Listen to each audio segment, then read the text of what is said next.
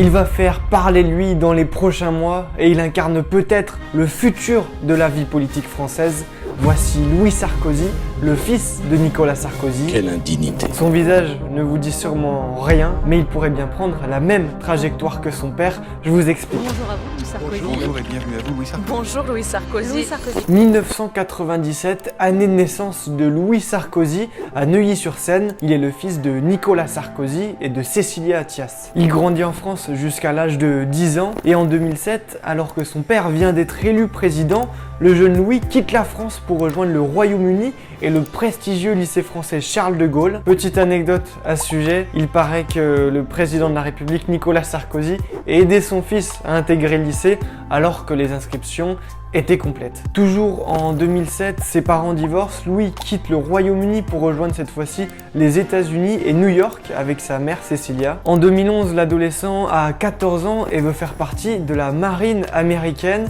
Il rejoint la Valley Forge Academy, une école militaire en Pennsylvanie. Petite anecdote à ce sujet, Louis Sarkozy était en fait scolarisé sous le nom de Louis Adams, dans un souci de discrétion parce que son père était toujours président de la République en France. L'armée, c'est une expérience que Louis Sarkozy aborde dans une interview en 2015 pour Paris Match. Aux États-Unis, si on va dans un café, il y a un soldat qui rentre, tout le monde se lève et applaudit.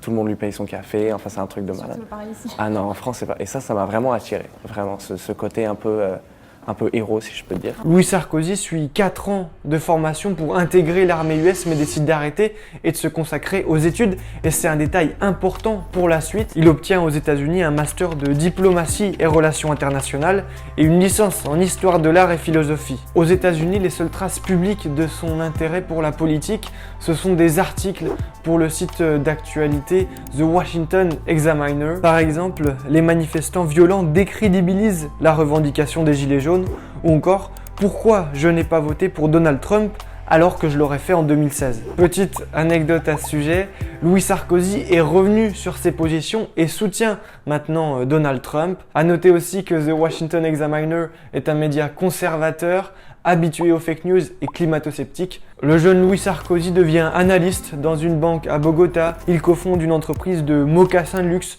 300 € la paire. On est en 2019, Louis a 22 ans, il sort un livre avec sa mère. Je vous propose d'écouter Cécilia Attias sur France Inter. Je pense que la politique se fera différemment. Je pense qu'il est tout à fait l'homme politique de demain. Après, on verra si c'est sa voix, sa vocation et son envie. Eh ben enfin, on parle de politique un petit peu.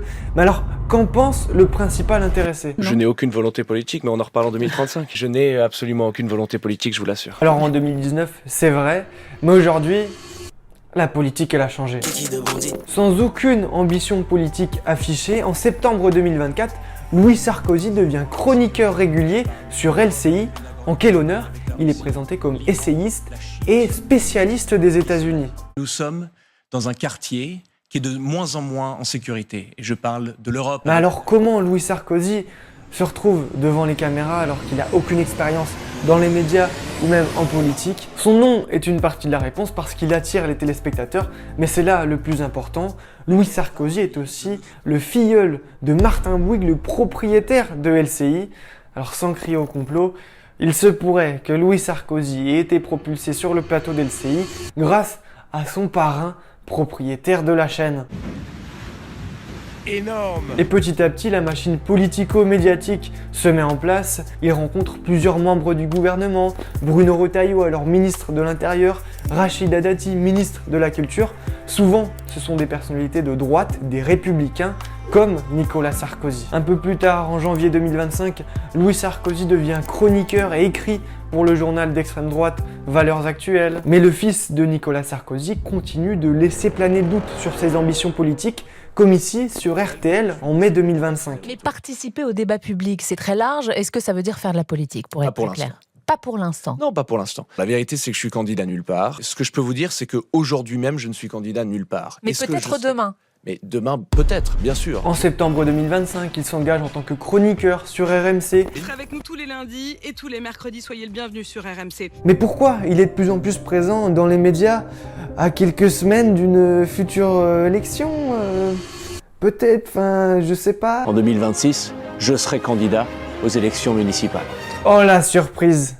Oh, c'était inattendu. Il est candidat à la mairie de Menton, une ville de 30 000 habitants entre Monaco et l'Italie. C'est la ville où il est installé depuis le début de l'année 2025. Alors Louis Sarkozy n'a investi par aucun parti politique pour l'instant, mais il se dit de droite et libéral.